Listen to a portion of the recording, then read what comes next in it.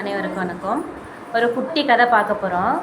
என்ன கதைன்னா, 2 பள்ளிங்கள் வந்து ரொம்ப நெருங்கிய நண்பர்களாக இருந்தாங்களாம். ஸோ அவங்கள பற்றி பார்க்க போகிறோம். சரிங்களா? பள்ளின்னு சொன்னால் அவங்களுக்கு மொத்தமாக தெரியாது இல்லையா? அதுக்காக அந்த 2 பள்ளிக்கும் ஒரு பேர் வச்சுருக்கேன். ஒரு பள்ளி பேர் கில்லி, இன்னொரு பள்ளி பேர் மல்லி. சரிங்களா? ஸோ கில்லி மல்லி, கில்லி மல்லி 2 பேரும் நெருங்கிய நண்பர்கள். பள்ளியை பற்றி சொல்லிகிட்டு இருக்கேன்.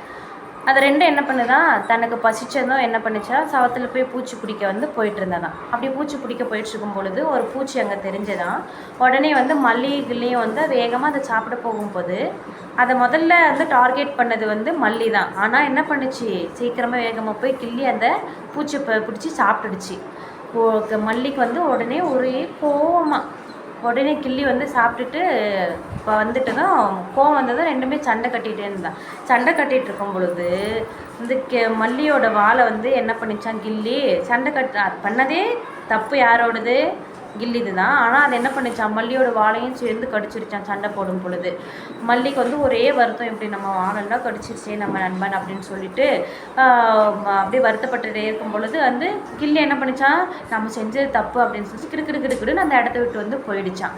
உடனே வந்து என்ன நடந்ததுன்னா, இந்த மல்லி வந்து நம்ம நண்பன் இப்படி பண்ணிட்டானே அப்படின்னு சோகத்தில் அந்த வாழை எடுத்துக்கிட்டு அப்படியே மெதுவாக நடந்து போயிட்டு இருக்கும் பொழுது வந்து அங்கே திடீர்னு ஒரு பச்சோந்தியே பார்த்ததான். உடனே வந்து அந்த பச்சோந்தி கிட்ட கேட்குதான் இந்த மல்லி, நண்பா இப்படி என்னுடைய வாள் வந்து கட்டாகி போயிடுச்சு, அறுந்து போயிடுச்சு, இந்த வாழை எடுத்துக்கிட்டு எனக்கு புது வாழை தருவீங்களா அப்படின்னு வந்து சொல்லி வந்து கேட்டுதான்.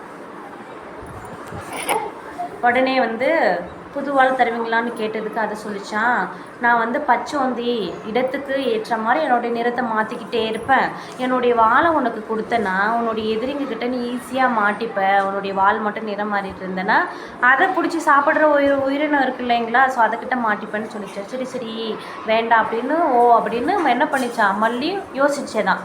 அப்புறம் உடனே திரும்ப அப்படியே நடந்து வந்துக்கிட்டே இருந்ததான் ஒரு முயலை பார்த்துச்சான். முயல் நண்பா இந்த மாதிரி என்னுடைய வால் அறந்து விழுந்து போயிடுச்சு, எனக்கு புது வால் கொடுப்பீங்களா, எப்போ எனக்கு புது வால் முளைக்கும் அப்படின்னு சொல்லி வந்து கேட்டதான். உடனே முயல் சொன்னதான், நான் வந்து புல்லெல்லாம் சாப்பிட்டு வளர்றது, என்னுடைய வால் வந்து பொசுன்னு அழகாக பெருசாக இருக்கும், நீயா வந்து குட்டினோ உனக்கு பொருந்தாதே, இல்லாட்டி நான் கொடுத்துருப்பனே அப்படின்னு அந்த முயல் சொல்லச்சான். உடனே வந்து மல்லி அதையும் ஓ அப்படியான்னு சொல்லிட்டு ஒவ்வொன்றா சிந்தனையிலேயே வச்சுட்டு வந்து அப்படியே கிளம்பி வந்துடுச்சான். அப்புறம் அப்படியே வந்துட்டு இருக்கும் பொழுது வந்து ஒரு அழகான வால் தெரிஞ்சதான். அப்படி தெரிஞ்சது யாருன்னு பார்த்தா பாம்பு. யாரோடது, பாம்போட வாழா. அந்த பாம்பை பார்த்தியே, பாம்பே உன் வால் என் வால் மாதிரியே இருக்குது, உன்னுடைய நுனி வாழை மட்டும் எனக்கு கொடுத்துடு அப்படின்னு சொல்லிட்டு அதை துரத்திக்கிட்டு ஏதோ பின்னாடியே போயிடுச்சா. அப்படி போயிட்டு இருக்கும் பொழுது பாம்பு வந்து பயந்துக்கிட்டு கிடுக்கிடுன்னு சரன்னு போயிடுச்சா. போனதுமே உடனே அட்டமாக யார் வந்தாங்களாம், கில்லி என்ஷியானாங்களாம். என்னப்பா பண்ணிகிட்ருக்க, ரொம்ப நாள் கழிச்சு இருந்து பார்க்குறோம், என்னாச்சு அப்படின்னு சொல்லி, நீ தான் என் வாழை கட் பண்ணிட்டு இல்லையா, எனக்கு புது வால் வேணும்னு சொல்லி நான் எல்லாருக்கிட்டையும் கேட்டுக்கிட்டு இருக்கான்னு சொல்லிச்சா. அடடட நீ பின்னாடி கவனிக்கவே இல்லையா, நீ யாருக்கிட்டையும் கேட்குறது, உனக்கே கடவுள் புது வால் வந்து முளைக்க வச்சுட்டாங்க அப்படின்னு வந்து சொல்லிச்சு. அதுக்கப்புறம் ஆமாம் இல்லை நான் பார்க்கவே இல்லை அப்படின்னு சொல்லிட்டு மல்லி உடனே வந்து தன்னுடைய அறந்த வாழை தூக்கி போட்டுட்டு தனக்கு புது வால் முளைஞ்சதும் வந்து சந்தோஷமாயிடுச்சா. ஸோ வந்து வள்ளிக்கு எப்போ வால் அறுந்தாலும் புதுவால் முளைக்கக்கூடிய வந்து திறன் அதுக்குள்ளே இருக்குது. அதுக்கு காரணம் ஒரு அறிவியல் தான். அதனுடைய உடம்புல வந்து ஸ்டெம் செல் அப்படின்ற ஒரு செல் வந்து ஜெனரேட் ஆகிட்டே இருக்குது. அந்த வால் உறுப்பில் வந்து ஸ்டெம் செல்லுன்றது வந்து இருக்குது. அதனால் அதை வந்து என்ன பண்ணுது, தொடர்ந்து அதனுடைய உறுப்பை வந்து வளர வைக்குது.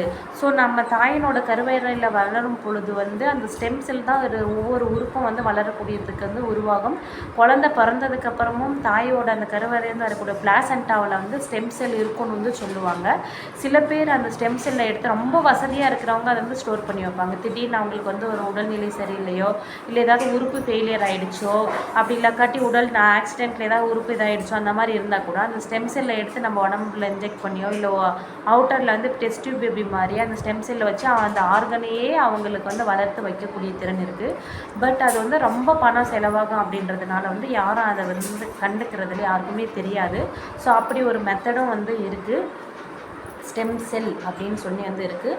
நம்மளுடைய உடலில் இருக்கக்கூடிய ஒவ்வொரு ஆர்கனும் வந்து திரும்ப புதுமையாக வந்து வளர்த்து நமக்கு கொடுக்கக்கூடிய திறனும் இருக்குது அப்படின்னு இந்த ஸ்டோரி மூலயமா அப்படியே ஒரு சின்ன கருத்தை வந்து நான் உங்களுக்கு வந்து எடுத்துரைக்கிறேன். பள்ளியும் கிளியும் ஒரு நண்பர்கள் திரும்பவும் அவங்க என்ன பண்ணிட்டாங்க, சமாதானம் ஆயிட்டாங்க. மல்லிக்கு புது வாழும் கிடச்சிருச்சு. சரிங்களா? சரி, மீண்டும் இன்னொரு கதையோடு வந்து பார்க்கலாம். பாய். நன்றி.